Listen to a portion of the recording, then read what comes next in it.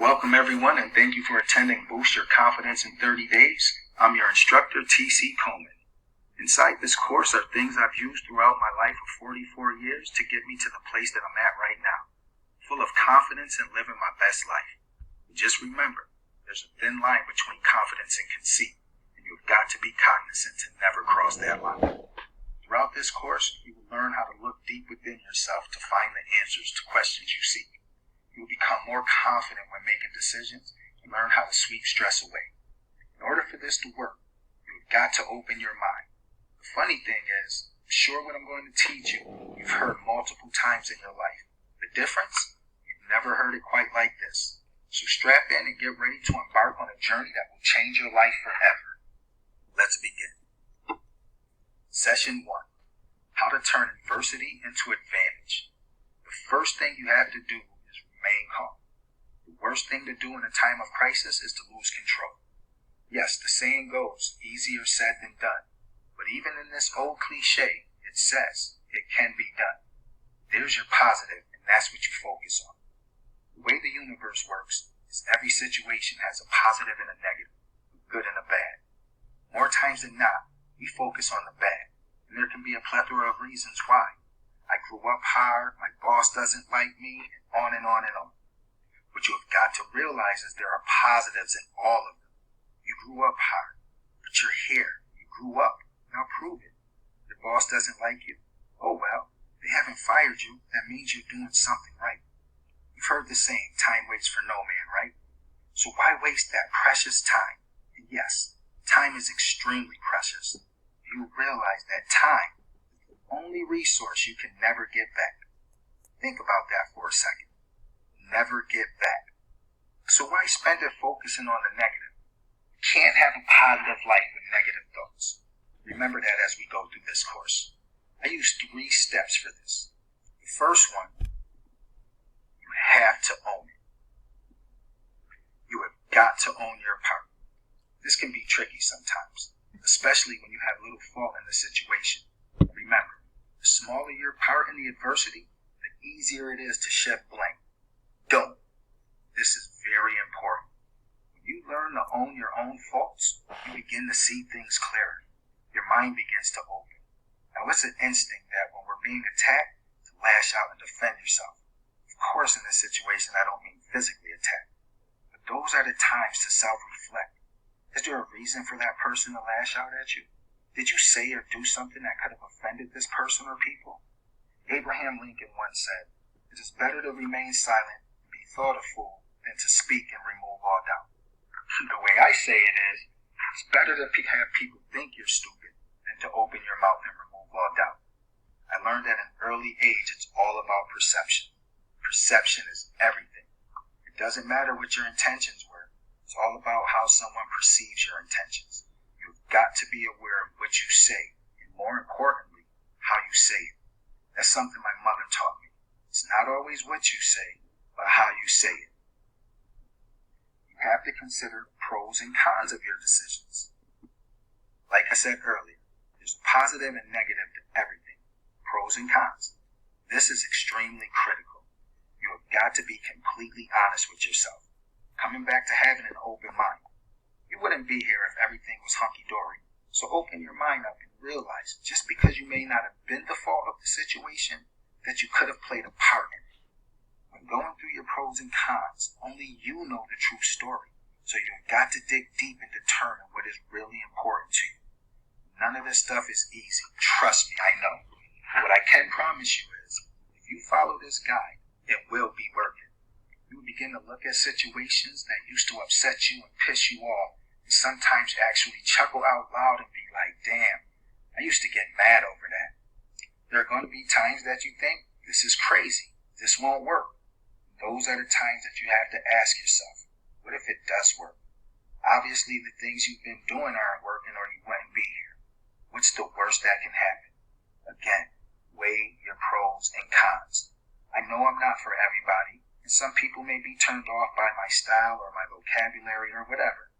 I don't think about, nor do I worry about those people, because I know there are hundreds, even thousands of people that do relate to me, that do know where I'm coming from. And it is those people that I do this for.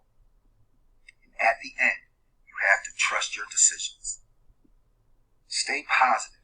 If you follow the previous steps, you're in a great position. Like they say, the hardest step to take is the first one, and you've just taken it. Now, you may have questions of doubt that always tend to find their way into your brain.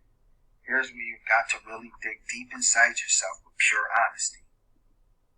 But if I'm not strong enough, first thing you gotta ask yourself is, how will my life be in 5 years if I keep doing what I'm doing? In the entrepreneur world, we call this establishing your why. A mentor once told me, if your why doesn't make you cry, it's not strong enough. So again, you've got to dig deep. The deeper you dig to determine why you are doing what you're doing, the more strength you will obtain. As I've said previously, I'm going to show you that the majority of the questions you ask, you already know the answer to. You are strong enough to get through anything life throws at you, but you have got to be patient and allow the answers to come. We as human beings tend to quickly react to situations when they recur. Usually those actions are based on emotions. You have got to develop the inner strength to take the emotion out of situations. Now, of course, you can't take the emotion out of every single situation. But once you learn these tricks, and I say tricks because you have to trick your mind not to immediately respond through emotions, you will discover an inner peace that allows you to logically and rationally approach most situations. So instead of asking, am I strong enough? You should be asking, what am I afraid of? Strength comes from positivity. Remember, you can't have a positive life with negative thoughts. What if my boss or my coworkers don't like me? This question here always cracks me up. I'm pretty sure all of us have had this question at some time or another.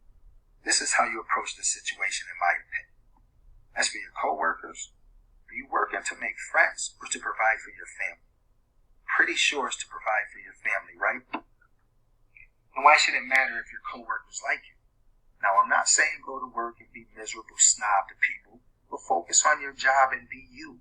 Right people will be drawn to you. I tell people all the time, you don't hang out after work, you're just an associate, a coworker. However, at the same time, I always speak to my coworkers with a good morning, hello, how are you doing? Again, be your genuine self. The rest will take care of itself. Now, the boss not liking you can be a little rough. Think of it like this. You haven't been fired, so you must be doing something right. Now, I've had my share of crappy bosses, and it seems like they purposely do things to bother you. As long as they're not being disrespectful to you, then let them be. There are more than likely underlying issues that causes them to be that way, especially if the general consensus is that the boss is irritable, to put it nicely. Some people receive a title and then let it go to their heads. I found out that this usually occurs with someone that may have been bullied growing up, or have had an experience with someone that you remind them of. Either way, it's not your problem, it's theirs. One day, they're going to have to own it. So instead of asking if your coworker or your boss likes you, you should be asking yourself, is it possible for me to create a life where I'm my own boss? With all the technology around, there are so many ways to make money. Find something you love doing and go for it. Like the saying goes, if you love what you do for a living, you never work a day in your life. What if I'm in a bad relationship? Another one that I'm sure we all can relate to. Again, you have got to dig deep inside yourself and ask the tough questions. The main one being, what can I do to improve relationships? Remember, everything starts with you. If you can't take accountability for what you do, then all of this is moot. It's easy to point the finger at someone else, but I heard once on a TV show, you should never point your finger at somebody else, because there are always three pointing back at you.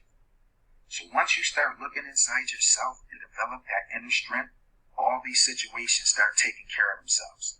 My kids get mad at me because when I'm scolding them, I always say, y'all. The reason for this is because I don't know exactly who did what, but I'm not going to accuse anybody of anything that I'm not 100% sure that they're in the wrong. Saying y'all does two things.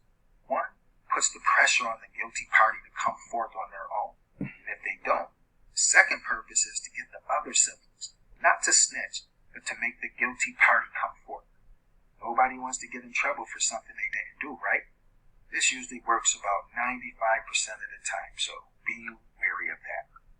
But once you begin to take ownership of your faults, your shortcomings, the better prepared you are to deal with your partners. Now, if your partner isn't willing to do the same thing and look within themselves, I hate to say it, but it may be time to start looking for a new partner. What if my friends and family don't support me? This may be one of the toughest ones to learn. Let's face it, we all want to feel wanted and supported. Unfortunately, what I've learned is most of that support is going to come from strangers. Usually when friends or family aren't supportive, it's because they don't have the same dreams and drive as you. Doesn't mean they don't love you. Doesn't mean they don't want to see you do good. It just means they haven't opened their minds up enough yet to see what you're doing. Just yet. As human beings, we tend to put our own limitations on others. This is your dream, your project. Honestly, nobody else is supposed to have that determination and drive you have. It's your dream, so go after it. You always have got to realize there's a slight difference between giving support and being supported. Giving support means they're there so you can bounce ideas off of them, possibly lending you some money to purchase a course, things like that. Being supportive, on the other hand, is helping you come up with those ideas or actually going through the course with you. Either way, they are there the best way they know how to be, so take it for what it's worth. Remember, this is your dream. If somebody wants it more than you, there's a problem. You have to do the hard work.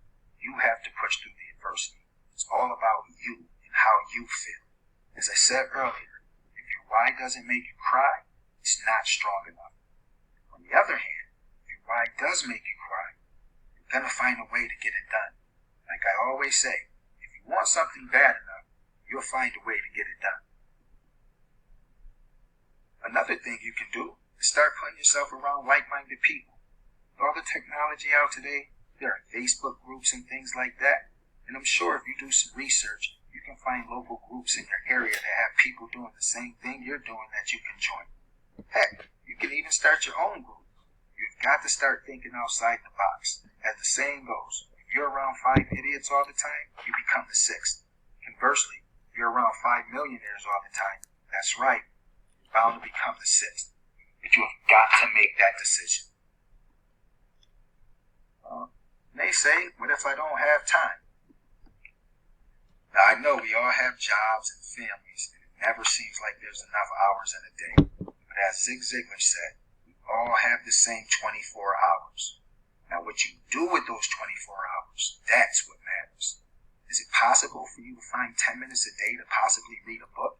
How about meditate? As I said previously, if it's important to you, you will find a way to get it done. How much time do you spend watching TV every day?